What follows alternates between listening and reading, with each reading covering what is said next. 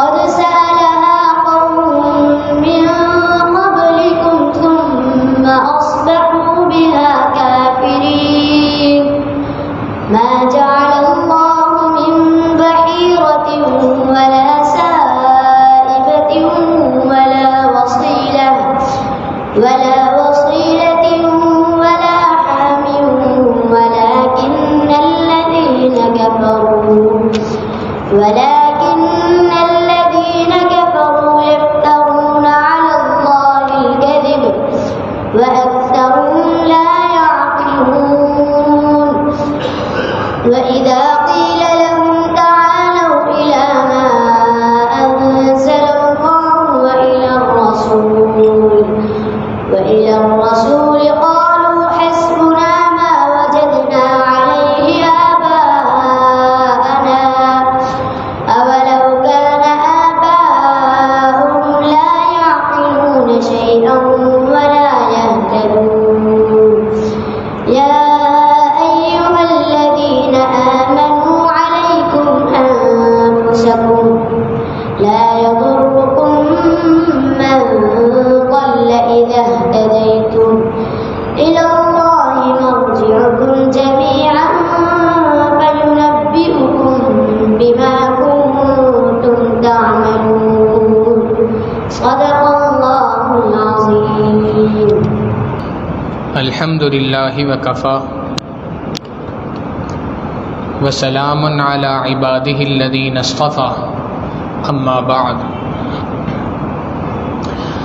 سورہ مائدہ کا یہ 14واں رکوع ہے. گزشتہ رکوع میں اللہ رب العزت نے بات ارشاد فرمائی تھی کہ اللہ تعالیٰ کا یہ کرم ہے، اس کا احسان ہے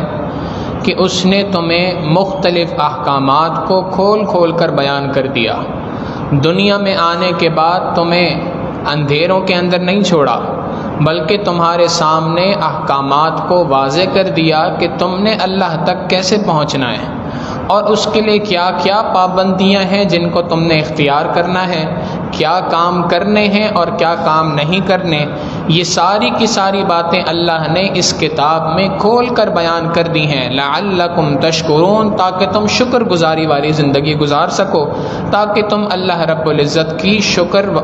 گزار بندوں میں شامل ہو سکو. اور اس سے پہلے یہ بات ذکر کی تھی کہ شکر کا معنی یہ ہے کہ جو نعمت بھی اللہ رب العزت کی جانب سے ملی ہے، ہر نعمت کو اسی کے حکم کے مطابق استعمال کیا جائے، یہ اس چیز کا سب سے بڑا شکر ہوا کرتا ہے. تو اللہ رب العزت نے اس رکوع میں حرام اور حلال سے متعلق چند مسائل کو ذکر فرمایا. چند وہ باتیں بیان کر دی جو پرماننٹلی ہمیشہ سے ابدی طور پہ حرام ہیں، ان کو ذکر کر دیا. اور کچھ وہ ہیں جو جزوی طور پہ حرام ہیں، ٹیمپرری حرام ہیں، کچھ وقت کے لیے حرام ہیں، ان کو بھی ذکر فرما دیا. جو ہمیشہ سے حرام، ہمیشہ کے لیے حرام ہیں، ان میں 4 باتیں ذکر فرمائیں. ایک یہ کہ شراب کا پینا، پلانا، خریدنا، بیچنا، بنانا، یہ سب کا سب تمہارے لیے حرام ہے. جوا کھیلنا، جوا کھیلنے کے لیے جگہ کا مہیا کرنا، جوا کھلوانا، اس میں پیسہ لگانا، یہ سب کی سب ناجائز حرام ہے. فال کا نکالنا، لاٹری کے ذریعے سے قرعہ اندازی کرنا، تو لاٹری کے ذریعے سے پرائز بانڈ یا لاٹری کی جو جدید صورتیں ہیں، جن پچھلے زمانے کے اندر تیروں کی صورت میں یہ نکالے جاتے تھے، ان سے بھی منع کر دیا کہ اس کا نکالنا، نکلوانا اور اس میں پیسے کا لگانا، اس کی تجارت کرنا، یہ بھی حرام ہے. اور چوتھی بات ارشاد فرما دی اس کے ساتھ ساتھ کہ یہ تمام کی تمام چیزیں جو تمہیں ذکر کی ہیں، یہ سب کے سب حقیقتاً رجس من عمل الشیطان، یہ شیطان کے اعمال ہیں، شیطانی اعمال ہیں، اور یہ سب کے سب حقیقتاً گندگیاں ہیں. اس لیے گندگی ہے کہ یہ تمہارے نفس کو، تمہارے دل کو، تمہارے باطن کو بھی گندا کر دیتی ہیں، اور اس کے ساتھ ساتھ تمہیں ظاہری طور پر بھی نقصانات پہنچاتی ہیں. دنیا کے اندر بھی نقصانات ہیں، آخرت کے اندر بھی نقصانات ہیں. ان کا ذکر اللہ نے بیان کیا، ان کا ذکر فرمایا کہ یہ کیسے دنیا کے اندر نقصان دہ چیزیں ہیں اور آخرت میں کیسے نقصان دہ ہیں. اور اس کے بعد اس حکم کو ذکر فرمایا جو عام طور پہ حرام تو نہیں ہے، مگر ہر بندے پر کچھ وقت کے لیے حرام ہو جاتا ہے، اور وہ ہے احرام کی حالت کے اندر شکار کا کرنا۔ فرما دیا کہ جب تم احرام کی حالت میں ہو تو تمہارے لیے شکار کا پکڑنا بھی حرام ہے، شکار پکڑوانے کے لیے اس کی طرف اشارہ کرنا، اسلحہ مہیا کرنا، اس کی ہیلپ آؤٹ کرنا، یہ بھی تمہارے لیے حرام ہے۔ اور اگر تم نے شکار کر لیا تو وہ شکار شدہ جانور جو ہے تمہارے لیے بھی حرام ہے اور دیگر تمام لوگوں کے لیے وہ حرام ہے، کوئی اس کو نہیں کھا سکے گا۔ اللہ رب العزت نے یہ ترتیب بیان کر کے یوں ارشاد گویا فرما دیا کہ اے ایمان والوں، جب تم اللہ کی خاطر احرام کی حالت میں ہوتے ہوئے اس چیز کو اپنے اوپر حرام کر سکتے ہو جو عام حالتوں میں حلال تھی،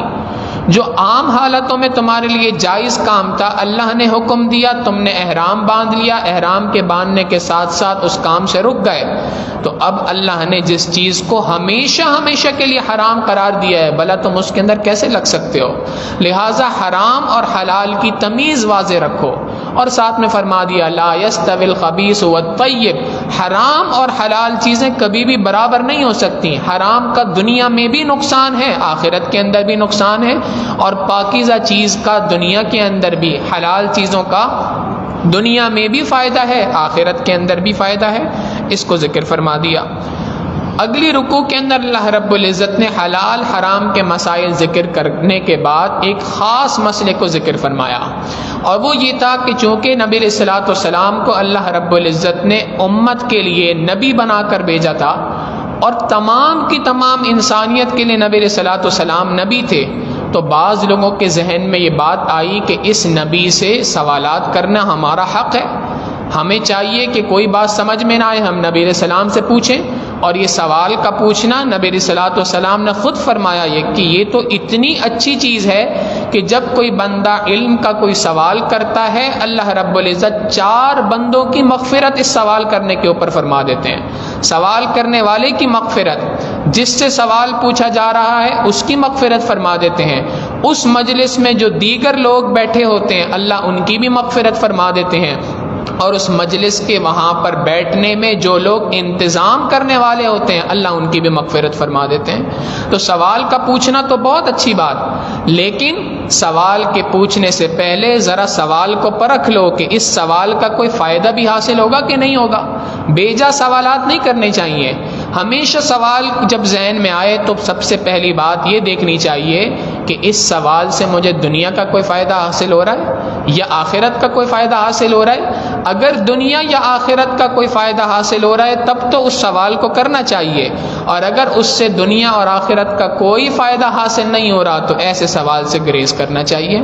چنانچہ نبی علیہ الصلوۃ والسلام کے پاس بعض صحابہ آتے تھے، بعض افراد آتے تھے، ایک نے آ کے سوال کیا یا رسول اللہ من ابی، آپ بتائیے میرا والد کون ہے؟ ایک اور شخص آیا پوچھنے لگا اے اللہ کے محبوب صلی اللہ علیہ وسلم یا رسول اللہ این ناقتی، میری اونٹنی گم ہو گئی ہے، ذرا بتا دیں کہاں پر ہے؟ نبی علیہ السلام نے فرمایا ما ادری این ناقتک، مجھے کیا پتا تیری اونٹنی کہاں ہے؟ کہنے لگا سبحان اللہ یخبرنا بخبر السماء ولا یدری این ناقتی، آسمانوں کی خبریں تو بڑے زور و شور سے بیان کر رہے ہوتے ہیں اور یہ نہیں پتا کہ میری اونٹنی کہاں پر چلی گئی ہے۔ جب یہ بات ہوئی تو اسی وقت پہ جبریل علیہ السلام نبی علیہ السلام کے پاس آئے اور آ کر فرمایا اے اللہ کے محبوب صلی اللہ علیہ وسلم اس بندے کو بتا دیجئے کہ اس کی اونٹنی فلاں علاقے کے اندر ایک جھاڑیوں کے اندر پھنس گئی ہے اور اس کے گردن کے اندر جو پٹا ڈلا ہوا تھا وہ جھاڑیوں کے اندر لپٹ گیا ہے جس کی وجہ سے اونٹنی وہاں پہ پھنسی ہوئی ہے۔ نبی علیہ السلام نے بتا دیا۔ ایک اور شخص آ گیا اے اللہ کے محبوب صلی اللہ علیہ وسلم میں نے فصل کاشت کی ہے، بتائیں بارش کب ہوگی؟ ایک اور آ گئے اور آ کے کہنے لگے کہ جی میری بیوی امید سے ہے، بتائیں میرے ہاں لڑکا ہوگا کہ لڑکی ہوگی؟ ایسے مختلف قسم کے سوالات نبی علیہ الصلوۃ والسلام سے کرنا شروع کر دیے جس کے لیے اللہ کے محبوب صلی اللہ علیہ وسلم دنیا میں نہیں آئے تھے۔ یہ نبی علیہ السلام کے دنیا میں آنے کا مقصد نہیں تھا کہ وہ لوگوں کو بتاتے پھریں کہ تمہاری اونٹنی کہاں ہے، تمہارا خچر کہاں پر ہے، تمہارے یہاں بیٹا ہوگا کہ بیٹی ہوگی۔ یہ ساری کی ساری غیب کی خبریں ہیں اور یہ سب کی سب خبریں اللہ رب العزت جانتے ہیں۔ انسان کو ان تمام چیزوں کے سوالات نہیں کرنے چاہیے۔ اسی دوران یہ سارے معاملات پیش ہوتے رہے۔ 2 ہجری کے اندر مسلمانوں کے اوپر حج کے فرض ہونے کا حکم آ گیا کہ حج فرض ہے۔ اب جب حج کی فرضیت کا حکم 8 ہجری کے اندر حج کی فرضیت کا حکم آ گیا تو اب ایک صحابی تھے، مسلم شریف کی روایت ہے، حضرت اقرع بن حارث رضی اللہ تعالیٰ عنہ، انہوں نے نبی علیہ الصلوۃ والسلام سے سوال کیا کہ اللہ کے محبوب صلی اللہ علیہ وسلم کیا حج ہر سال فرض ہے یا صرف زندگی میں ایک بار فرض ہے؟ نبی علیہ الصلوۃ والسلام خاموش رہے۔ تھوڑی دیر کے بعد پھر سوال کیا، اے اللہ کے محبوب صلی اللہ علیہ وسلم ہر سال حج فرض ہے یا صرف زندگی میں ایک بار حج کرنا ہے؟ نبی علیہ الصلوۃ والسلام نے سکوت اختیار فرمایا۔ تیسری بار انہوں نے سوال کیا، اے اللہ کے محبوب صلی اللہ علیہ وسلم حج ہر مرتبہ فرض ہے یا ایک مرتبہ کر لیں تو کافی ہے؟ نبی علیہ الصلوۃ والسلام نے ارشاد فرمایا، اگر میں یہ بات کہہ دوں کہ حج ہر مرتبہ فرض ہے تو پھر تو فرض ہو جانا تھا، اور اس کے بعد پھر تم اس کی استطاعت نہیں رکھ سکتے تھے کہ تم ہر سال حج کرتے۔ لہٰذا شریعت نے جس چیز پر سکوت اختیار کیا ہے تم اس کے اندر لوگوں کو مشکلات کے اندر نہ ڈالو اور بیجا سوالات کرنے سے اپنے گریز کرو، پرہیز کرو۔ چنانچہ اس موقع پہ قرآن کریم کی آیت نازل ہو گئی۔ اللہ رب العزت فرماتے ہیں، یا ایھا الذین آمنوا، اے ایمان والوں، لا تسألوا عن اشیاء، ان چیزوں کے بارے میں سوال نہ کرو، ان تبد لکم تسؤکم، کہ اگر اس کا جواب دے دیا جائے تو تمہیں ناگوار ہو، وَإِن تسألوا عنها حین ينزل القرآن، اور اگر تم ان کے بارے میں سوال کرو گے اس دوران کہ جب قرآن کریم کا نزول چل رہا ہے، قرآن کریم رفتہ رفتہ نازل ہو رہا ہے، اسی دوران اگر تم اس کا سوال کر لو گے تو بدلکم، تو یہ بات تم پر واضح کر دی جائے گی، پھر ہو سکتا ہے کہ تمہیں ناگوار گزرے۔ عفا اللہ عنہا، اس سے پہلے جو ہو چکا اللہ نے اس کو معاف کر دیا، واللہ غفور حلیم، اور اللہ رب العزت بڑا بخشنے والا، بڑا مہربان ہے۔ گویا یہ بات فرما دی کہ نزول قرآن کے موقع پر جب قرآن کریم نازل ہو رہا ہے، اس 23 سال کے دوران کسی شریعت نے حکم کے متعلق تفصیلات سے آگاہ نہیں کیا تو تم اس میں کھود کرید نہ کرو۔ جن چیزوں کی تفصیلات بتا دی ہیں ان کی تفصیلات معلوم کرو۔ مثال کے طور پہ بتا دیا نماز کیسے پڑھنی ہے، کتنے اوقات میں پڑھنی ہے، کتنی سنتیں ہیں، کتنے فرائض ہیں، اب ان کی تفصیلات معلوم کرو۔ لیکن اگر تمہیں حکم دے دیا بس حج کرنا ہے تو اب تم اس میں تفصیلات میں نہ پڑھو، ہر سال کرنا ہے کہ نہیں کرنا، قرآن کریم نے حکم دے دیا کرنا ہے تو بس ایک مرتبہ کر لو۔ اللہ یہ کہ قرآن کریم تفصیل اس کی بیان کر دے کہ اتنے وقت تک کرنا ہے، اتنی بار کرنا ہے، تو پھر اس حکم کو ویسے ہی ادا کرنا ہوگا۔ اور اسی کے ساتھ ساتھ یہ بات بھی بیان کر دی کہ فضول قسم کے سوالات سے پرہیز کرنا چاہیے۔ آج ہمارا بھی من حیث القوم یہی معاملہ ہے کہ ہم بھی اس طرح کے سوالات کے اندر انتہائی دلچسپی لیتے ہیں۔ لوگ آتے ہیں دارالفتاؤں کے اندر، نوح علیہ السلام کے والد صاحب کا نام کیا تھا؟ ایک صاحب ایک مرتبہ آئے، ابراہیم علیہ السلام کے والد آزر تھے، ان کے والد کا نام کیا تھا؟ اب اس عاجز نے عرض کیا کہ جی مجھے تو نہیں پتا ان کا کیا نام تھا۔ کہنے لگے آپ کو نہیں پتا، آپ عالم ہیں، آپ کو نہیں پتا ان کے والد کا کیا نام تھا؟ بھائی علم اس چیز کا نام نہیں ہے کہ ان کا شجرہ نسب یاد کیا جائے۔ ہاں اگر کسی کو معلوم ہے بہت اچھی بات ہے، لیکن اس طرح کے سوالات سے نہ ہم سے دنیا کے اندر کسی نے سوال کرنا ہے، نہ قبر میں اس کا سوال ہونا ہے، نہ آخرت کے اندر اس کا سوال ہونا ہے۔ ایک مرتبہ ایک کسی نے سوال کیا کہ جی فلاں گلوکارہ جو ہے اس کی 27ویں شب میں وفات ہوئی تھی تو کیا اس کی مغفرت ہو گئی؟ اب اس کی مغفرت ہو گئی تو اللہ نے مغفرت کرنی ہے، ہمارا اس سے کیا لین دین؟ اور اگر مغفرت نہیں ہوئی تو بھی اس سے ہمارا کوئی لین دین نہیں ہے۔ نہ اس بارے میں دنیا میں ہم سے سوال ہے، نہ آخرت کے اندر ہم سے کوئی سوال ہے۔ لہٰذا ہر وہ سوال کہ جس کا نہ دین کا کوئی فائدہ نہ دنیا کا کوئی فائدہ، اس سوال کے اندر انسان کو نہیں پڑنا چاہیے۔ گزشتہ روز ایک صاحب آئے، ایک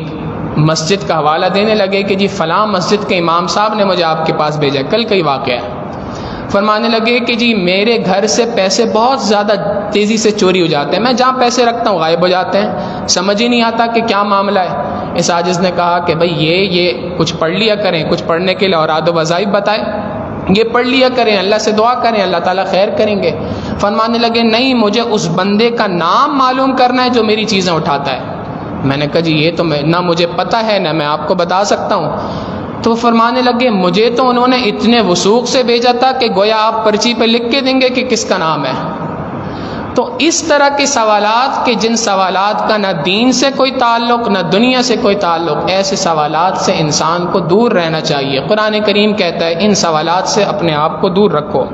قد سألها قوم من قبلکم، تم سے پہلے بہت ساری قوم کے افراد تھے، بہت ساری قومیں تھیں جنہوں نے اس طرح کے سوالات کیے تھے،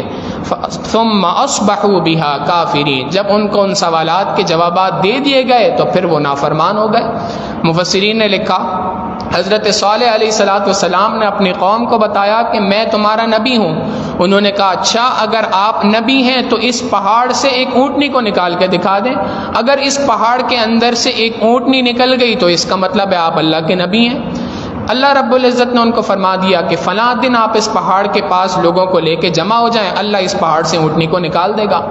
اب اس پہاڑ سے اونٹنی نکل گئی اور اس اونٹنی کا جو سائز تھا وہ عام اونٹنیوں کے مقابلے میں 10 گنا بڑا تھا۔ جب سائز بڑا تھا تو خوراک بھی زیادہ تھی، پانی بھی زیادہ پیتی تھی وہ، لہذا جس دن وہ کھانا کھاتی تھی جس وقت پہ تو کوئی دوسرا اونٹ اس علاقے میں چر نہیں سکتا تھا۔ جس جگہ سے وہ پانی پیتی تھی اس تیلاب سے، اس حوض سے کوئی دوسرا اونٹ پانی پی نہیں سکتا تھا، تو ان کو مشکل ہونا شروع ہو گئی۔ صالح علیہ السلام نے فرما دیا کہ اللہ کا حکم ہے کہ تم نے اس اونٹنی کو ہرگز کسی بھی طریقے سے اس کو نقصان نہیں پہنچانا۔ وہ کہنے لگے کہ جی یہ تو ہماری اونٹنیوں کا سارا پانی پی جاتی ہے، سارا چارہ کھا جاتی ہے، تو ہمیں تو یہ برداشت نہیں ہے۔ انہوں نے اس اونٹنی کے پاؤں کاٹ دیے، اللہ کی جانب سے عذاب نازل ہو گیا۔ تو اللہ رب العزت فرماتے ہیں اول تو یہ کہ تم نے اس طرح کے سوالات نہیں کرنے، پچھلی قوموں نے یہ سوالات کیے تھے تو اللہ نے ان کے سوال کا جواب دے دیا، پھر ان کے لیے مشکلات پیدا ہو گئیں، انہوں نے حکم ماننے سے انکار کر دیا۔ لہٰذا تم نے اس سے پرہیز کرنا ہے، اور ہر مرتبہ سوال کرنے سے پہلے اس بات کو ٹٹول لو کہ اس سوال کا دنیا میں کوئی فائدہ ہے، اگر ہے تو پوچھ لو، اگر دنیا کا کوئی فائدہ نہیں تو آخرت کا کوئی فائدہ ہونا چاہیے، اگر دنیا اور آخرت دونوں کا کوئی فائدہ نہیں تو اس سوال کو کرنے سے پرہیز کرو، اور اپنے آپ کو سمجھا لو کہ جی اس سوال سے نہ مجھے دنیا کا کوئی فائدہ حاصل ہو رہا ہے نہ آخرت کا فائدہ حاصل ہو رہا ہے، لہٰذا اس بات میں پڑھنے سے کوئی کسی قسم کا مجھے فائدہ نہیں ہوگا۔ قرآن کریم نبی علیہ الصلوۃ والسلام نے اس چیز کو فرمایا کہ ہر وہ چیز جس میں نہ دین کا فائدہ نہ دنیا کا فائدہ، یہ لا یعنی کام ہے، جس کا کوئی معنی نہیں، لا یعنی کام ہے۔ نبی علیہ السلام فرماتے ہیں من حسن الاسلام ترکہ ما لا یعنی، یہ لا یعنی کام جس کے اندر نہ دین کا فائدہ نہ دنیا کا فائدہ، دین اسلام کی حسن یہ ہے کہ انسان ان تمام کاموں کو چھوڑ دے۔ آگے اللہ رب العزت فرماتے ہیں ما جعل اللہ من بحیرۃ ولا سائبۃ ولا وسیلۃ ولا حام۔ مشرکین مکہ نے 4 قسم کے جانور اپنی طرف سے ان کے اوپر عقیدے بنا لیے تھے۔ جانوروں کی کچھ اقسام تھیں، ان کے مختلف نام رکھ دیے اور ان ناموں پہ مختلف عقیدے بنا لیے تھے۔ چنانچہ وہ کہا کرتے تھے کہ ایک جانور ہے جس کو وہ کہا کرتے تھے یہ بحیرہ ہے، اور بحیرہ کہتے تھے اس جانور کو جس جانور کے کان کو یہ چیرا لگاتے تھے، کٹ لگاتے تھے، اور اس کے بعد یہ نشانی ہوتی تھی کہ یہ جانور ہم نے وقف کر دیا ہے۔ اب اس کا جو دودھ ہوا کرتا تھا اس دودھ کو نکال کر بتوں کے سامنے رکھ دیا کرتے تھے، مختلف لات منات عزا کے سامنے، اور یہ بات ان کے درمیان مشہور تھی کہ اس کا دودھ اب کوئی انسان استعمال نہیں کر سکتا، اس کا دودھ بتوں کے نام پہ وقف ہے۔ اس جانور کو یہ کہا کرتے تھے بحیرہ۔ دوسرا جانور اس کو وہ کہا کرتے تھے سائبہ۔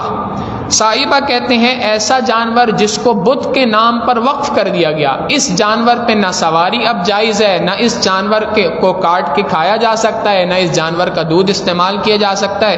اس لیے کہ یہ وہ جانور ہے جس جانور کو بت کے نام پر وقف کر دیا گیا۔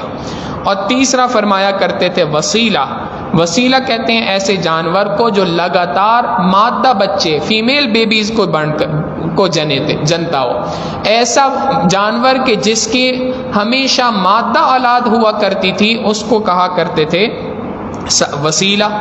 اور چوتھی قسم تھی جس کو حامی کہا جاتا ہے، ایسا نر اونٹ جو ایک خاص تعداد میں کسی جانور کے ساتھ جفتی کرے، تعلق قائم کرے گا، تو اس جانور کو بھی یہ بتوں کے نام پہ وقف کر دیا کرتے تھے کہ فلاں جانور نے 10 مرتبہ تعلق قائم کر لیا ہے اور اس کی اولاد ہو گئی ہے، لہٰذا یہ بتوں کے نام پہ وقف ہے، ایسے جانور کو حامی کہا کرتے تھے۔ قرآن کریم یہ بات کہتا ہے کہ چاہے سائبہ ہو، چاہے بحیرہ ہو، چاہے وسیلہ ہو، چاہے حام ہو، یہ تمام کی تمام جانوروں کی اقسام انہوں نے خود بنائی ہیں۔ اللہ نے کوئی حکم نہیں دیا کہ کسی جانور کے نام کسی جانور کو کسی بت کے نام پہ وقف کر دو۔ ما جعل اللہ من بحیرۃ ولا سائبہ، اللہ نے کسی جانور کو بحیرہ اور سائبہ نہیں بنایا، ولا وسیلۃ ولا حام، اور اللہ نے کسی بھی جانور کو وسیلہ اور حام نہیں بنایا، ولکن الذین کفروا یفترون علی اللہ الکذب، لیکن یہ لوگ جو کافر ہیں انہوں نے اللہ پر جھوٹ باندھا ہے،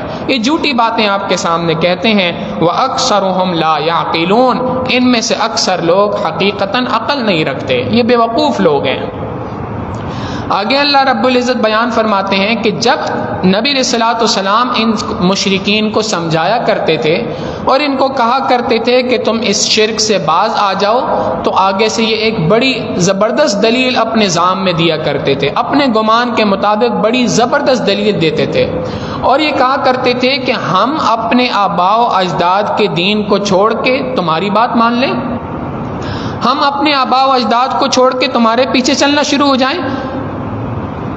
ہمارے آباء و اجداد جو اتنے عرصے سے اس طریقے سے عبادت کیا کرتے تھے، بتوں کو پوجتے تھے، تو کیا ہم اپنے آباء و اجداد کا طریقہ اور دین چھوڑ دیں، ان کے طریقے کو چھوڑ کر تمہارے پیچھے چلنا شروع ہو جائیں؟ گویا ہمارے آباء و اجداد بیوقوف لوگ تھے، یہ کیسی بات تم کرتے ہو؟ چنانچہ اللہ رب العزت فرماتے ہیں وَإِذَا قِيلَ لَهُمْ، جب ان سے کہا جاتا تَعَالَوْا إِلَى مَا أَنزَلَ اللَّهُ وَإِلَى الرَّسُولِ، آؤ اس بات کی طرف جو اللہ نے نازل کی، یعنی قرآن کریم کے حکم کی طرف جاؤ، وَإِلَى الرَّسُولِ، اور رسول صلی اللہ علیہ وسلم کے فرامین کی طرف آؤ۔ قالوا، تو یہ لوگ کہا کرتے ہیں حسبنا ما وجدنا علیہ آباءنا، جس دین پر ہم نے اپنے آباء و اجداد کو پایا ہے وہ دین ہمارے لیے کافی ہے۔ اللہ رب العزت فرماتے ہیں اولو کان آباؤہم لا یعلمون شیئا ولا یہتدون، اگرچہ تمہارے آباء و اجداد اس بارے میں یعنی علم کوئی نہ رکھتے ہوں، بغیر علم کے جہالت میں زندگی گزار رہے ہوں، ہدایت سے دور ہٹ کر زندگی گزار رہے ہوں، تب بھی تم انہی کی پیروی کرو گے؟ یہ کون سی عقل مندانہ بات ہے؟ قرآن کریم نے یہاں پر ایک بات کو بہت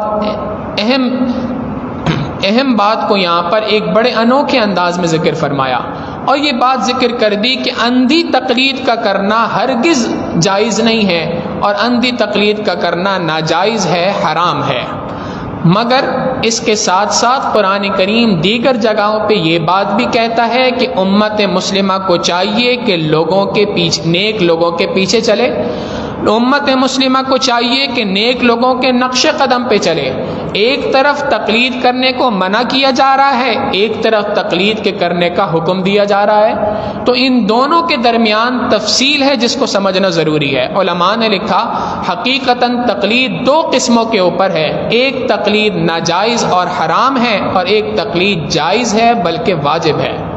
جو تقلید ناجائز ہے وہ یہ ہے کہ قرآن کریم اور احادیث مبارکہ میں کوئی حکم واضح طور پہ موجود ہے اور اس کے مقابلے میں انسان کسی دوسرے انسان کا حکم مان رہا ہو۔ قرآن کریم، احادیث مبارکہ یا صحابہ رضوان اللہ علیہم اجمعین کا کوئی عمل یا قول موجود ہو، اس کے خلاف بندہ کسی اور کی بات مانے، یہ اندھی تقلید کہلاتی ہے۔ قرآن کریم کہتا ہے کہ ایسی تقلید کا کرنا ناجائز ہے، حرام ہے۔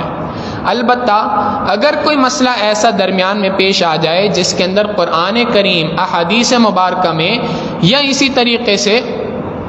صحابہ رضوان اللہ علیہ مجمعین کے اقوال میں کوئی واضح بات موجود نہ ہو، اس موقع پہ کسی ایکسپرٹ کی، کسی ایسے بندے کی جو علم رکھتا ہو، ہدایت یافتہ آدمی ہو، اس کے پیچھے چلنا اور اس کی بات کا ماننا نہ صرف یہ کہ جائز ہے بلکہ واجب ہو جایا کرتا ہے۔ اس کی ایک چھوٹی سی مثال ہے، قرآن کریم کے اندر اللہ رب العزت بیان فرماتے ہیں پانی کے بارے میں کہ اللہ رب العزت نے تمہیں پاک پانی قرآن آسمان سے اتارا ہے۔ نبی علیہ الصلوۃ والسلام نے حدیث میں یہ بات ارشاد فرما دی کہ پاک پانی سے وضو کرنا ہے، ناپاک پانی سے وضو نہیں کرنا، اور پھر اس کے بعد یہ بات ارشاد فرما دی کہ اگر کوئی نجاست گر جائے پانی کے اندر اور وہ پانی تھوڑا ہے تو سارا کا سارا پانی ناپاک ہو جائے گا، اور اگر پانی زیادہ ہے تو پھر اس صورت میں جہاں پر نجاست گری ہے اس حصے کا پانی ناپاک ہوگا، دوسرے حصے کا پانی پاک ہوگا۔ اب یہ بات قرآن کریم میں بھی موجود نہیں، احادیث میں بھی موجود نہیں، صحابہ کے اقوال میں بھی موجود نہیں کہ تھوڑا کس کو کہتے ہیں، زیادہ پانی کس کو کہتے ہیں۔ چنانچہ بعض کے افراد نے اس کی تفصیل بیان کر دی، جیسے امام احمد ابن حنبل رحمہ اللہ نے فرمایا کہ ایسا تالاب ہو جو 10 بائی 10 کا ہوگا، ایسے تالاب کے اندر اگر کوئی نجاست گرے گی تو یہ بڑا تالاب کہلائے گا، اس کے اندر یہ جو پانی ہے یہ ماء کثیر کہلائے گا، زیادہ پانی کہلائے گا، اور اگر اس سے کم ہوگا تو وہ تھوڑا پانی کہلائے گا۔ تو لہٰذا یہ شریعت محمدیہ نے بعض احکامات کی تفاصیل کو، تفصیلات کو اس زمانے کے علماء کے اوپر چھوڑ دیا ہے، لہٰذا ان معاملات کے اندر امت کے علماء کی اور مجتہدین کی تقلید کا کرنا نہ صرف یہ کہ جائز ہے بلکہ واجب ہو جاتا ہے۔ قرآن کریم خود کہتا ہے کہ فَاسْأَلُوا أَهْلَ الذِّكْرِ إِن كُنتُمْ لَا تَعْلَمُونَ، اگر تم نہیں جانتے تو ان لوگوں سے پوچھو جو اہل علم ہیں۔ وَاتَّبِعْ سَبِيلَ مَنْ أَنَابَ إِلَيَّ، جو اللہ سے رجوع کرنے والے لوگ ہیں ان کے راستے پر چلو، ان کے راستے پہ چلنے سے تم ہدایت یافتہ ہو جاؤ گے۔ لہٰذا ایک تقلید کی قسم وہ ہے جو قرآن و حدیث کے خلاف ہو، ایسی تقلید کا کرنا ناجائز اور حرام ہے، اور اگر تقلید قرآن و حدیث کے عین مطابق ہوگی تو اس تقلید کا کرنا نہ صرف یہ کہ جائز ہے بلکہ واجب ہے، اور ضروری ہے کہ انسان اس کی تقلید کرے، اس کے بغیر زندگی نہیں گزار سکتا۔ قرآن کریم نے یہاں پر ایک بات خاص طور پہ ذکر کر دی، حضرت مفتی محمد شفیع صاحب رحمہ اللہ اس بات کو ارشاد فرماتے ہیں، اور وہ یہ ہے کہ ہر انسان کے لیے یہ بات لازمی ہے کہ وہ کسی کو اپنا مقتدا بنائے، کسی کو اپنا بڑا مانے، کسی کو اپنا مینٹور بنائے اور اس کے پیچھے زندگی گزارے۔ وہ شخص کی 2 صفات قرآن کریم نے بیان کر دی ہیں، اس آیت کے اندر اشارہ دے دیا کہ جس کی تم پیروی کر رہے ہو اس کے اندر 2 کوالٹیز ہونی چاہیے، 2 صفات ہونی چاہیے۔ پہلی بات فرمائی کہ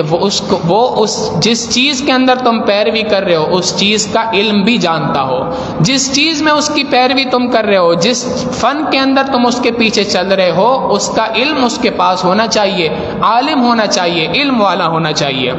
اور دوسری بات فرمائی اہتدا ہونا چاہیے، ہدایت یافتہ ہونا چاہیے، علم بھی ہو اور اس علم پر خود بھی عمل کرنے والا ہو۔ اگر علم تو ہے لیکن خود عمل نہیں کر رہا تو ایسے بندے کی تقلید اور ایسے بندے کے پیچھے چلنا، ایسے بندے کو اپنا مقتدا بنانا یہ بھی ناجائز ہے۔ اللہ رب العزت فرماتے ہیں غور کرو، اگر تمہارے آباء و اجداد کوئی نہیں جانتے، علم نہیں رکھتے، جہالت کی زندگی گزار رہے تھے اور ہدایت یافتہ نہیں تھے، تب بھی تم ان کی پیروی کرو گے؟ ہرگز ایسی بات نہیں ہے، یہ عقل کے خلاف بات ہے۔ پھر آگے ایمان والوں کو تسلی دے دی کہ دیکھو اگر تم اپنی تبلیغ کا فریضہ انجام دے رہے ہو، تم ان کو دین کی دعوت دے رہے ہو، نیکی کی طرف بلا رہے ہو اور برائی سے روک رہے ہو، اور اس کے باوجود بھی وہ اس بات کی طرف نہیں آ رہے، تمہاری بات کو قبول نہیں کر رہے، اب تمہیں اس پر ان کے پیچھے ہلکان ہونے کی ضرورت نہیں ہے، بلکہ یا ایھا الذین آمنو، اے ایمان والو، علیکم انفسکم، تمہارے اوپر اپنی ہدایت کے لیے اپنی اصلاح کی فکر کا کرنا، اپنے اوپر غور و فکر کرنا، اپنی اصلاح کی کوشش کرنا تمہارے لیے لازم ہے۔ علیکم انفسکم، تم پر تمہارے بارے میں سوال ہوگا۔ لا یضرکم من ضل اذا اہتدیتم، لا یضرکم من ضل اذا اہتدیتم، اگر تم ہدایت کے اوپر ہو تو کسی کا گمراہی کے اوپر ہونا تمہیں کسی قسم کا نقصان نہیں پہنچائے گا۔ تمہارے ذمہ کرنے کا کام صرف 2 ہیں، ایک یہ کہ خود ہدایت پہ رہو، اور ہدایت پہ رہنے کے بعد دوسرے کو ہدایت کی تلقین کرتے رہو، نیکی کی طرف بلاتے رہو، بلانا تمہارا کام ہے، اس کے اوپر اس کو ہدایت حاصل ہوگی کہ نہیں یہ فیصلہ اللہ کا ہے۔ انک لا تہدی من احببت ولکن اللہ یہدی من یشاء، اے میرے محبوب صلی اللہ علیہ وسلم آپ جس کو چاہیں ہدایت دیں، ایسا نہیں ہو سکتا، اللہ جسے چاہے گا اس کو ہدایت ملے گی۔ لہٰذا تمہارے کرنے کا کام کیا ہے کہ تم اللہ رب العزت کے سامنے اپنی ہدایت کی فکر کرتے رہو، اپنی اصلاح کی فکر کرتے رہو، اور اپنی اصلاح کی فکر کے ساتھ ساتھ دوسرے کو دین کی دعوت دیتے رہو۔ اس نے دین کی اس دعوت کو قبول کر کے ہدایت پر آنا ہے کہ نہیں یہ فیصلہ کرنا تمہارے ذمے نہیں ہے، یہ اللہ کے ذمے ہے۔ اللہ رب العزت فیصلہ فرمائیں گے کہ اس کو ہدایت ملنی ہے کہ نہیں۔ لہٰذا یا ایھا الذین آمنو، اے ایمان والو، علیکم انفسکم، تم پر اپنی اصلاح لازم ہے۔ لا یضرکم من ضل اذا اہتدیتم،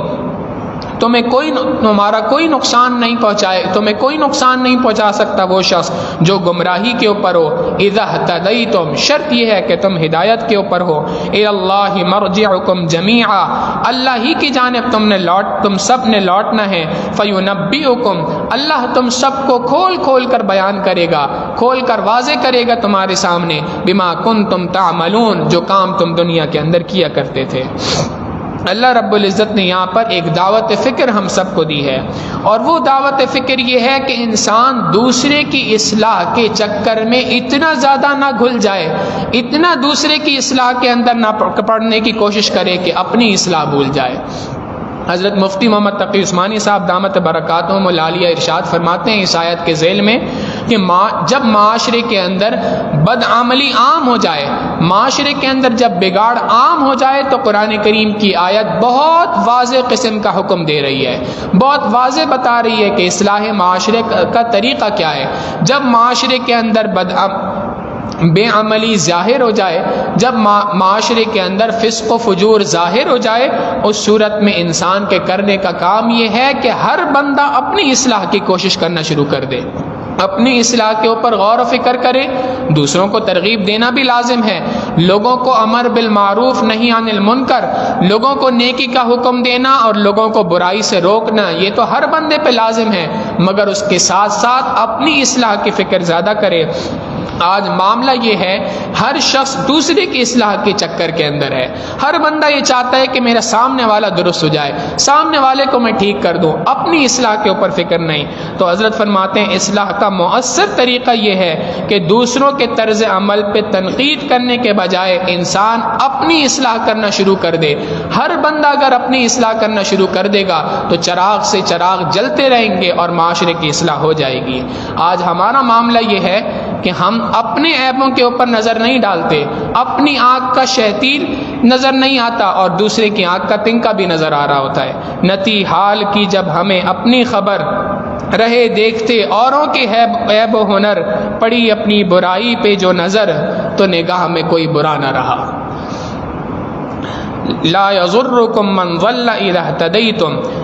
تمہیں کوئی نقصان نہیں پہنچا سکتا وہ شخص جو گمراہی کے اوپر ہے اگر تم ہدایت کے اوپر ہو تو۔ الی اللہ مرجعکم جمیعا، اللہ ہی کی جانب تم سب نے لوٹنا ہے۔ فینبئکم بما کنتم تعملون، اللہ رب العزت تمہیں کھول کر بیان کرے گا جو کام تم دنیا کے اندر کیا کرتے تھے۔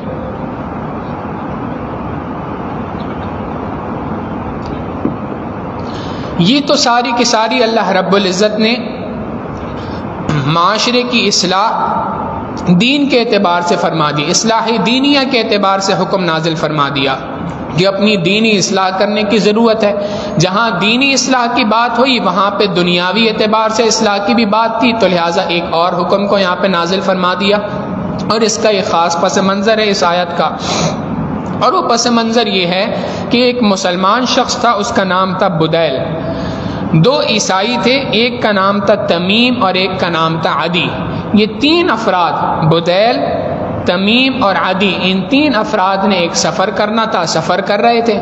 راستے میں ایک جگہ پہ جو مسلمان تھا بدیل، اس کی طبیعت خراب ہو گئی، بیمار پڑ گیا، اور اس کو اندازہ ہوا کہ اب میرا آخری وقت آ رہا ہے۔ چنانچہ اس نے اپنا جتنا سامان تھا ان سب کو ایک بیگ میں تیار کیا، پیک کر دیا،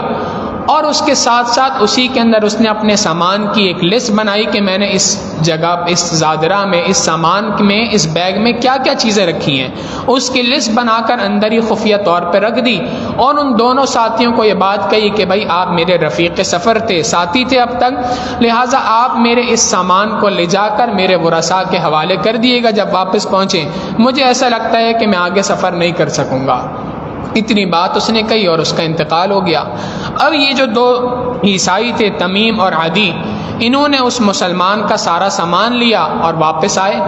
اور ان کے گھر والوں کو سامان حوالے کرنے سے پہلے اس کے اندر ایک چاندی کا پیالہ تھا جس کی قیمت اس زمانے میں 1000 درہم تھی۔ 1000 درہم کا مطلب آج کے تقریباً 5,78,000 روپے، تقریباً 6 لاکھ روپے بنتے ہیں۔ تو 6 لاکھ روپے کی مالیت کا وہ پیالہ تھا۔ انہوں نے اس پیالے کو اپنے پاس چھپا لیا اور اس پیالے کو اپنے پاس رکھ کے باقی سامان گھر والوں کو دے دیا کہ بھائی اس کی وفات ہو گئی تھی، اس نے یہ سارا سامان آپ کے حوالے کرنے کو کہا ہے۔ اور یہ سامان حوالے کر کے یہ دونوں شخص مکہ مکرمہ میں ایک سونار کے پاس گئے اور لے جا کر وہ پیالہ بیچ دیا اور اس کے بدلے پیسے وصول کر لیے۔ گھر والوں نے جب اس سامان کو بعد میں کھولا تو کھولنے کے بعد اندر سے وہ لسٹ نکلی جس میں سارے سامان کی وہ پرچی نکلی جس میں سارے سامان کی لسٹ تھی۔ انہوں نے دیکھا کہ ایک پیالہ اس میں لکھا ہوا ہے جو پیالہ یہاں پہ نہیں ہے۔ چنانچہ عدی کو اور تمیم کو دونوں کو بلوایا گیا اور ان سے پوچھا کہ بھائی بتاؤ اس میں تو یہ پیالہ موجود ہونا چاہیے تھا، یہ موجود نہیں ہے۔ انہوں نے کہا بھائی ہمیں نہیں پتہ وہ پیالہ کہاں گیا۔ گھر والے خاموش ہو گئے کیونکہ کوئی ثبوت نہیں تھا اس بات کا۔ اب اس کے بعد کچھ دن اور گزرے تو انہی ورثاء میں سے ایک شخص مکہ کے اس تاجر کے پاس، اس سونار کے پاس پہنچا کوئی چیز خریدنے کے لیے۔ وہاں پر اس پیالے کو دیکھ لیا تو گھر کا پیالہ جب نظر آیا تو اس کی کوئی خاص نشانی تھی جس کو دیکھ کے سمجھ گئے کہ یہ تو ہمارے گھر کا پیالہ ہے۔ ان سے پوچھا اس سونار سے کہ آپ کو یہ پیالہ کہاں سے ملا؟ اس نے کہا جی تمیم اور عدی آئے تھے اور انہوں نے آ کر اس پیالے کو ہمیں بیچ دیا تھا۔ انہوں نے گھر والوں نے نبی صلی اللہ علیہ وسلم کی عدالت میں مقدمہ دائر کر دیا کہ اے اللہ کے محبوب صلی اللہ علیہ وسلم یہ لوگوں نے یہ پیالہ جو ہے وہ اس طریقے سے چوری کیا اور مکہ کے سونار کو بیچ دیا ہے، آپ اس سے متعلق فیصلہ فرمائیں۔ نبی صلی اللہ علیہ وسلم نے تمیم اور عدی کو بلایا اور بلا کے سوال کیا۔ وہ کہنے لگے جی اصل بات یہ ہے کہ یہ جو پیالہ ہے یہ بدیل نے اپنی وفات سے پہلے ہمیں بیچ دیا تھا، ہم نے اس سے خرید لیا تھا۔ ہم نے اس وقت پہ اس لیے ذکر نہیں کیا گھر والوں کو کہ اگر ہم یہ بات کہتے تو یہ آگے سے کہتے بھائی کوئی ثبوت پیش کرو، ہمارے پاس تو ثبوت نہیں تھا۔ اب شریعت مطہرہ کا ایک موٹا سا اصول ہے۔ نبی صلی اللہ علیہ وسلم نے ارشاد فرمایا البینۃ علی المدعی والیمین علی من انکر۔ جو کوئی شخص بھی مدعی ہوتا ہے، دعویٰ کرتا ہے کسی چیز کا، تو دعویٰ کرنے والے کے اوپر لازم ہے کہ اپنے اس دعوے کے اوپر، اپنے اس کلیم کے اوپر کوئی نہ کوئی ثبوت پیش کرے، اور اگر وہ ثبوت پیش نہ کر سکے تو جن لوگوں نے اس کے خلاف بات کی ہے، جو دوسری پارٹی ہے، اس کو چاہیے کہ وہ قسم کھا لے، یا تو یہ ثبوت پیش کرے مدعی،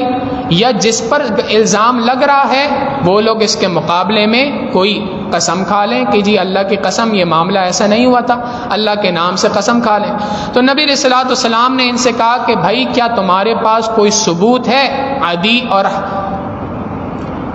تمیم سے یہ بات ارشاد فرمائی کہ کیا تمہارے پاس کوئی ثبوت ہے اس بات کا کہ اس شخص نے بدیل نے تمہیں اس پیالہ بیچا تھا؟ کہنے لگے نہیں، ثبوت تو کوئی نہیں۔ نبی علیہ الصلوۃ والسلام نے اب اس کے بعد اس آیت مبارکہ کی روشنی میں فیصلہ فرما دیا، اور گھر والوں سے جو رشتہ دار تھے وہ رسات ان سے کہا کہ جی تم میں سے کوئی دو افراد کھڑے ہوئے اور کھڑے ہو کے اس بات کی قسم کھائیں کہ یہ پیالہ ہمارا ہے، اور ہمارے علم میں ایسی کوئی ٹرانزیکشن نہیں، ہمارے علم میں ایسی کوئی بات نہیں کہ بدیل نے یہ پیالہ اس طریقے سے ان دونوں افراد کو بیچا تھا۔ چنانچہ دو افراد نے کھڑے ہو کر قسم کھائی۔ اللہ رب العزت کے حکم کے مطابق نبی علیہ الصلوۃ والسلام نے ان کے حق میں فیصلہ فرمایا، اور ان دونوں افراد کو، بدیل کو اور عدی کو، تمیم کو اور عدی کو یہ بات فرمائی کہ تم 1000 درہم کی جو قیمت ہے وہ اب ان افراد کو ادا کرو۔ تو قرآن کریم میں اس بات کو یہاں پہ ذکر فرما دیا، اور آنے والی امت کے لیے بھی یہ بات بیان کر دی کہ دیکھو اگر اس طریقے سے تم مرض الوفات کے اندر مبتلا ہو تو سب سے پہلے وصیت قائم کرتے ہوئے 2 افراد کو گواہ قائم کرو۔ بہتر یہ ہے کہ وہ 2 افراد جن کو تم گواہ بنا رہے ہو وہ مسلمانوں میں سے ہو۔ اگر 2 مسلمان گواہ موجود نہ ہوں تو غیر مسلموں کو بھی بنایا جا سکتا ہے۔ بہرحال 2 گواہ بناؤ، اور وہ 2 گواہ قاضی کے سامنے عدالت کے اندر قسم کھا کے بات بیان کریں گے کہ جی فلاں شخص نے ہمیں آخری وقت میں یہ وصیت کہی تھی اور اس بات کو پورا کرنے کا حکم دیا تھا۔ اب اگر اس وصیت کے اوپر عمل کرنے سے پہلے ورثاء یہ بات سمجھیں کہ ان لوگوں نے جھوٹی قسم کھائی ہے تو پھر حکم یہ ہے کہ ورثاء میں سے 2 افراد کھڑے ہوں گے اور وہ اللہ کا نام لے کے قسم کھائیں گے۔ قرآن کریم میں اللہ رب العزت فرماتے ہیں یا ایھا الذین آمنوا، اے ایمان والو، شہادت بینکم اذا حضر احدکم الموت حین الوصیہ، کہ جب تم میں سے کسی پر موت لاحق ہونے لگے تو وصیت کے وقت پر وہ گواہ بنائے، اثنان ذوا عدل منکم، 2 عادل لوگوں کو، 2 سچے لوگوں کو، نیکوکار لوگوں کو اپنے میں سے یعنی مسلمانوں میں سے 2 عادل لوگوں کو گواہ بنائے. او آخران من غیرکم ان انتم ضربتم فی الارض فاصابتکم مصیبت الموت، یا تم زمین پہ سفر کر رہے ہو اور موت کی مصیبت تمہارے اوپر طاری ہو رہی ہے، کوئی مسلمان موجود نہیں، تو او آخران من غیرکم، 2 دیگر لوگوں میں سے 2 افراد کو یعنی غیر مسلموں میں سے کوئی 2 افراد کو گواہ بنا لو. اور وہ گواہ بنانے کے بعد اس بات پہ قسم کھائیں گے تحبسونہما من بعد الصلاۃ، نماز کے بعد، عصر کی نماز کے بعد ان دونوں کو کھڑا کیا جائے. یہ عصر کی نماز کا حکم اس لیے ذکر کیا کہ چونکہ اس زمانے کے غیر مسلموں کے ہاں عصر سے مغرب کا وقت بہت زیادہ قیمتی وقت قرار دیا جاتا تھا، وہ اس موقع کے اوپر جھوٹ بولنے سے پرہیز کیا کرتے تھے خاص طور پہ. تو چونکہ اس موقع پہ جھوٹ بولنے سے وہ ڈرتے ہیں کہ یہ بڑا بابرکت وقت ہے، اس وقت میں جھوٹ بولنے سے کہیں ہمارے اوپر مصیبت نازل نہ ہو جائے، لہٰذا اللہ رب العزت نے فرمایا کہ اگر کوئی غیر مسلم ہے تو نماز کے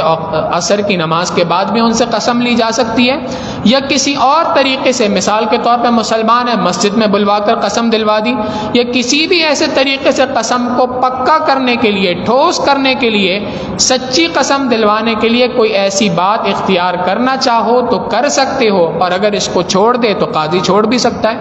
تحبسونہما، ان دونوں کو کھڑا کرو، من بعد الصلاۃ، نماز عصر کے بعد، فیقسمان باللہ، پس وہ دونوں اللہ کے نام کی قسم کھائیں، ان ارتبتم لا نشتری بہ ثمنا، اگر تمہیں شک ہو، لا نشتری بہ ثمنا، کہ ہم کسی قیمت کے بدلے میں خرید نہیں رہے، یعنی اللہ کے نام کی قسم کو ہم کسی پیسے کے بدلے میں بیچ نہیں رہے. وَلَوْ كَانَ ذَا قُرْبَى، اگرچہ کوئی ہمارا قریبی رشتہ دار کیوں نہ ہو. وَلَا نَكْتُمُ شَهَادَةَ اللَّهِ، اور ہم اللہ کی قائم کردہ گواہی کو چھپا نہیں رہے. إِنَّا إِذًا لَّمِنَ الْآثِمِينَ، کہ اگر ہم بے شک اس گواہی کو چھپانے والے ہوئے تو بے شک ہم تو گناہگار لوگ ہوں گے. ان الفاظ کے ساتھ قسم کھائے، اللہ کی قسم، میں ٹھیک بات کی قسم کھا رہا ہوں، میں اس قسم کو کچھ پیسوں کے بدلے بیچ نہیں رہا، اور اگر میں اس قسم کو درست الفاظ میں ادا نہیں کر رہا ہوں، جھوٹی قسم کھا رہا ہوں، تو اس کا وبال بھی مجھ پر ہی پڑے گا. فَإِنْ عُثِرَ عَلَىٰ أَنَّهُمَا اسْتَحَقَّا إِثْمًا، پس اگر یہ بات واضح ہو جائے کہ بے شک ان دونوں نے جھوٹی قسم کھائی ہے، گناہ کا بوجھ اپنے اوپر ڈال دیا ہے، فآخران یقومان، تو دوسرے 2 لوگ کھڑے ہوں، یعنی جو میت ہے اس کے ورثاء میں سے 2 افراد کھڑے ہوں گے. یقومان مقامہما، ان دونوں کے بدلے میں 2 افراد کھڑے ہوں. من الذین استحق علیہم الاولیان، اس ورثاء کے افراد میں، اس میت کے ورثاء کے افراد میں سے جو قریبی لوگ ہیں. فیقسمان باللہ، وہ اللہ کی قسم کھائیں اس بات پر کہ لشہادتنا، کہ بے شک ہماری گواہی، احق من شہادتہما، ان دونوں کی گواہی سے زیادہ مضبوط ہے، زیادہ ٹھیک ہے. وما اعتدینا، اور ہم حد سے تجاوز نہیں کر رہے، کوئی غلط بات کی گواہی نہیں دے رہے، کوئی غلط قسم نہیں کھا رہے. انا اذا لمن الظالمین، بے شک اگر ہم غلط قسم کھا رہے ہوں تو اس وقت پہ ہم ظالموں میں سے ہوں گے. ذالک ادنا، یہ اس وقت پہ ہے کہ ان یأتوا بالشہادۃ علی وجہہا،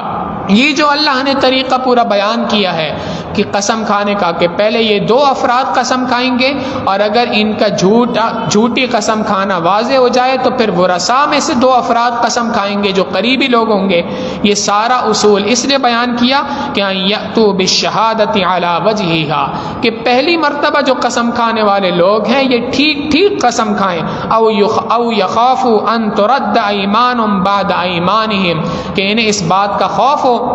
کہ اگر ہم نے جھوٹی قسم کھائی تو ہماری قسم کے بعد دوسرے لوگ ایک اور قسم کھا لیں گے، لہٰذا اس وجہ سے وہ لوگ ڈریں گے، اور ڈرنے کے بعد وہ سچی قسم اللہ کے دربار میں اللہ کے نام پہ کھائیں گے. قرآن کریم نے یہ اصول بیان کر دیا، اور یہ اصول بیان کرنے کے بعد قرآن کریم صرف عام دنیا کے قانون کی طرح نہیں ہے کہ صرف قانون بیان کر دیا بات ختم ہو گئی، نہیں. قرآن کریم قوانین بیان کرنے کے ساتھ ساتھ ایک خاص بات یہ ہے کہ ہر قانون کے اختتام پر ایک جملہ کہتا ہے، اور وہ جملہ ہے واتقوا اللہ، کہ اگرچہ تم دنیا کے اندر جیت بھی کیوں نہ جاؤ لیکن اللہ سے ڈرو. اگر آج تم بچ گئے تو کل قیامت کے دن ہرگز نہیں بچ سکو گے، لہٰذا واتقوا اللہ، اللہ سے ڈرو. واسمعوا، اور اللہ کے حکموں کی طرف کان لگا کے بیٹھو۔ واللہ لا یہدی القوم الفاسقین، اللہ تعالیٰ نافرمانوں کو ہدایت عطا نہیں کرتا، فرما برداروں کو ہی ہدایت عطا کرتا ہے۔ لہٰذا اگر تم ہدایت حاصل کرنا چاہتے ہو تو ہدایت حاصل کرنے کا طریقہ یہ ہے کہ تم اللہ رب العزت کے حکموں کی فرما برداری والی زندگی گزارو۔ اللہ رب العزت کے حکموں کی فرما برداری والی زندگی گزارو گے تو تم نافرمان نہیں کہلاؤ گے۔ اللہ نافرمانوں کو ہدایت نہیں دیتا، فرما بردار لوگوں تک اللہ کی ہدایت پہنچ کے رہتی ہے۔ لہٰذا تم فرما برداری والی زندگی گزارو، اللہ رب العزت کا کلام تمہارے سینوں میں اپنی جگہ بناتا جائے گا اور تمہارے لیے اللہ تک پہنچنا، ہدایت کے راستے پر چلنا تمہارے لیے آسان ہو جائے گا۔ اللہ رب العزت سے دعا ہے کہ پروردگار عالم ہمیں ان باتوں پر عمل پیرا رہنے کی توفیق عطا فرمائے۔ وآخر دعوانا ان الحمد للہ رب العالمین۔ آپ حضرات کے علم ہے کہ انشاءاللہ العزیز بروز منگل شب برات ہے، 14 شعبان کا دن ختم ہو جائے گا اور 15ویں شعبان شروع ہوگی، تو یہ جس کو عام ہماری اصطلاح میں شب براءت کہا جاتا ہے، گناہوں سے معافی کی رات ہے، رزق کی تقسیم کی رات ہے۔ اللہ کی جانب سے اگلے 1 سال کے درمیان تمام کے تمام فیصلے انسان سے متعلق اس رات کے اندر ہوتے ہیں۔ لہٰذا اس قیمتی رات کو قیمتی بنانے کے لیے ہر سال کی طرح اس سال بھی انشاءاللہ العزیز اصلاحی بیان کا اہتمام کیا گیا ہے۔ رزق کی تنگی، وجوہات اور اس کا اسباب اور اس کا علاج، اس موضوع کے اوپر انشاءاللہ گفتگو ہوگی۔ ہمارے معاشرے کے اندر آج جو ہم بہت زیادہ رزق کی تنگی کی وجہ سے پریشان ہیں، ہر دوسرا بندہ اسی وجہ سے پریشان ہے، اس موضوع کے اوپر قرآن کریم ہماری کیا رہنمائی کرتا ہے، احادیث مبارکہ میں ہمیں کیا رہنمائی ملتی ہے، صحابہ رضوان اللہ علیہم اجمعین نے مہنگائی کے عالم میں کیا عمل اختیار کیا، کیا طریقہ اختیار کیا، یہ ساری کی ساری باتیں کے اوپر انشاءاللہ گفتگو ہوگی۔ خود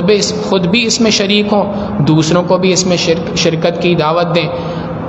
ہمیشہ کی طرح اس سال بھی انشاءاللہ العزیز اس میں خواتین کے لیے باپردہ نشست کا اہتمام ہوگا، خود بھی شریک ہوں اور اپنے گھر والوں کو بھی اس میں شرکت کی دعوت دیں۔ سبحان ربی العلی الوہاب، اللہم صلی علی سیدنا محمد وعلی آل سیدنا محمد وبارک وسلم۔